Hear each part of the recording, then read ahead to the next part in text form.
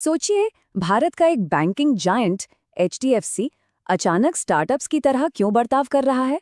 आज हम इसी सवाल की तह तक जाएंगे और एचडीएफसी स्काई की दुनिया को समझेंगे, जो भारतीय ब्रोकरेज मार्केट में एक बहुत बड़ा कदम है। तो सबसे बड़ा सवाल यही उठता है, एचडीएफसी जैसा इतना बड़ा, इतना स्थापित खिलाड़ी जो सालों से मार्केट पर राज कर रहा है, उसे अचानक एक डिस्काउंट ब्रोकरेज प्लेटफॉर्म लॉन्च करने की जरूरत क्यों पड़ गई? जवाब बस एक शब्द में है, क्रांति। भारतीय शेयर बाजार में आई एक ऐसी क्रांति जिसने सारे नियम ही बदल दिए। तो चलिए इस कहानी की जड़ तक चलते हैं, ये समझने के लिए कि एचडीएफसी स्काई की जरूरत ही क्यों पड़ी। हमें उस बदलाव को समझना होगा जिसने पूरे ब्रोकरेज इंडस्ट्री को हिला के रख दिया था। देखिए, दशकों तक ब्रोकरेज का मतलब था मोटी परसेंटेज बेस्ड फीस और हर क्लाइंट के लिए एक रिलेशनशिप मैनेजर। लेकिन फिर मार्केट में एंट्री हुई ज़ीरोधा और ग्रो जैसे फिनटेक स्टार्टअप्स की। इन्होंने एक नया मॉडल पेश किया, डिलीवरी पे जीरो ब्रोकरेज और बाकी ट्रेड्स के लिए एक फिक्स्ड फ्लैट फीस। बस इसी एक चीज ने पूरा खेल ही पलट दिया। इस बदलाव ने एचडीएफसी को एक बहुत मुश्किल चौराहे पर लाकर खड़ा कर दिया। अगर वो भी अपनी फीस कम करते तो उनके पुराने हाई प्रॉफिट वाले ग्राहक नाराज हो जाते, और अगर वो कुछ नहीं करते तो नए जमाने के जो डिजिटल निवेशक थे वो धीरे धीरे उनके हाथ से निकल जाते। ये एक क्लासिक दुविधा थी। तो एचडीएफसी ने इस डबल चैलेंज का सामना कैसे किया? उन्होंने एक बहुत ही चतुर, एक बहुत ही स्मार्ट रणनीति अपनाई। उन्होंने फैसला किया कि वो एक साथ दो नावों पर सवारी करेंगे। एक तरफ उन्होंने अपना मौजूदा ब्रांड एचडीएफसी सिक्योरिटीज इन्वेस्टराइट उन परंपरागत ग्राहकों के लिए बनाए रखा जिन्हें एडवाइजरी और पर्सनल सर्विस चाहिए, और दूसरी तरफ उन्होंने एक बिल्कुल नया चमचमाता हुआ प्लेटफॉर्म एचडीएफसी स्काई लॉन्च किया। इसका सीधा निशाना थे वो युवा टेक सेवी निवेशक जिन्हें कम कीमत और तेज टेक्नोलॉजी चाहिए थी। तो एचडीएफसी स्काई का जो सबसे मेन आइडिया है वो है विश्वास और टेक्नोलॉजी के बीच एक पुल बनाना। मतलब एक तरफ बैंक वाला भरोसा और दूसरी तरफ एक फिनटेक जैसी स्पीड और फुर्ती। तो चलिए अब जरा अंदर झांक कर देखते हैं कि इस नए प्लेटफॉर्म के पिटारे में मॉडर्न ट्रेडर्स के लिए क्या-क्या खास है। इस प्लेटफॉर्म में कई दमदार टूल्स हैं। एक ही ऐप में सब कुछ मिल जाता है। ट्रेडिंग व्यू जैसे पावरफुल चार्टिंग टूल्स हैं। चार्ट देखते देखते वहीं से सीधे ट्रेड किया जा सकता है। और लंबी अवधि के निवेशकों के लिए जीटीटी यानी गुड टिल ट्रिगर्ड ऑर्डर भी हैं। मतलब एक बार प्राइस सेट करके ऑर्डर लगा दो, जब वो प्राइस आएगा ट्रेड अपने आप हो जाएगा। लेकिन असली गेम चेंजर है फ्यूचर्स एंड ऑप्शंस ट्रेडर्स के लिए। एचडीएफसी स्काई ने इनके लिए एक स्पेशल सेक्शन बनाया है जिसका नाम है इंस्टा ऑप्शंस, और ये सच में एक बड़ी बात हो सकती है। देखिए, ये सिर्फ खरीदने और बेचने का प्लेटफॉर्म नहीं है।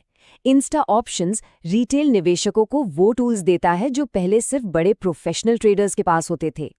मार्केट का सेंटिमेंट समझने के लिए डेटा एनालिसिस, अलग अलग स्ट्रैटेजी बनाकर उसे टेस्ट करना, और ये भी देखना कि किस हालत में कितना फायदा या नुकसान हो सकता है। लेकिन एचडीएफसी स्काई का जो सबसे बड़ा कॉम्पिटिटिव एडवांटेज है वो शायद वो है जिसे हम इसका गुप्त हथियार कह सकते हैं। इसे कहते हैं मार्जिन ट्रेडिंग फैसिलिटी या एमटीएफ। आसान भाषा में समझे तो ये एक ऐसी सुविधा है जिससे कोई भी निवेशक ब्रोकर से पैसे उधार लेकर अपनी खरीदने की ताकत बढ़ा सकता है। एचडीएफसी स्काई 4 गुना तक का लीवरेज देता है। मतलब अगर किसी के पास 10,000 रुपए हैं तो वो 40,000 रुपए तक के शेयर खरीद सकता है। जाहिर है इससे प्रॉफिट कई गुना बढ़ सकता है, लेकिन ये याद रखना भी बहुत जरूरी है कि इससे नुकसान का जोखिम भी उतना ही बढ़ जाता है। और यहीं एचडीएफसी स्काई अपना सबसे बड़ा दाव खेलता है। इस उधार ली गई रकम पर वो सिर्फ 12% सालाना ब्याज लेते हैं, जबकि मार्केट में ज्यादातर दूसरे ब्रोकर्स 18% से 24% तक चार्ज करते हैं। ये एक बहुत बहुत बड़ा फर्क है। इसे जरा पैसों में समझिए। 10 लाख रुपए के मार्जिन लोन पर दूसरे ब्रोकर्स के मुकाबले हर साल सीधे सीधे 60,000 रुपए तक की बचत हो सकती है। यहाँ एचडीएफसी एक बैंक होने का पूरा फायदा उठा रहा है और ग्राहकों को सस्ती दरों पर पैसा दे रहा है। लेकिन रुकिए, हर कहानी के दो पहलू होते हैं। एचडीएफसी स्काई सुनने में भले ही बहुत आकर्षक लगे, लेकिन एक सही तस्वीर के लिए इसकी चुनौतियों और कमियों पर भी नजर डालना जरूरी है। एचडीएफसी के बैंकिंग सिस्टम से जुड़ा होना एक दो-धारी तलवार की तरह है। एक तरफ बैंक ग्रेड सिक्योरिटी मिलती है जो बहुत अच्छी बात है, लेकिन जब भी बैंक के सिस्टम में मेंटेनेंस, या कोई और काम चलता है तो प्लेटफॉर्म पर भी इसका असर पड़ सकता है, जैसे फंड्स जोड़ने या निकालने में दिक्कत आना। और शायद सबसे बड़ी सिरदर्दी है HDFC सिक्योरिटीज के मौजूदा ग्राहकों के लिए। अगर कोई पहले से ही HDFC के साथ है और स्काई पर जाना चाहता है तो ये प्रोसेस बिल्कुल आसान नहीं है। पुराना खाता बंद करना होगा, सारी होल्डिंग्स को मैनुअल रूप से ट्रांसफर करना होगा और फिर एक नया स्काई खाता खोलना होगा। ये एक बहुत ही लंबी और थका देने वाली प्रक्रिया है। तो कुल मिलाकर फैसला क्या है? एक तरफ 12% MTF जैसा एक जबरदस्त फायदा है, लेकिन दूसरी तरफ सिस्टम के कभी-कभी धीमे होने का खतरा और मौजूदा ग्राहकों के लिए स्विच करने की मुश्किल प्रक्रिया जैसी कमियां भी मौजूद हैं। आखिर में चुनाव निवेशक का अपना होता है।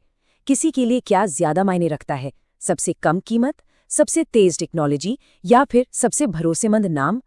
HDFC स्काई ने इन तीनों के बीच एक बहुत मुश्किल संतुलन बनाने की कोशिश की है। सवाल यह है कि क्या एक बैंकिंग दिग्गज वाकई में एक फुर्तीले फिनटेक स्टार्टअप की आत्मा को अपना सकता है? इसका जवाब तो खैर आने वाला वक्त ही बताएगा।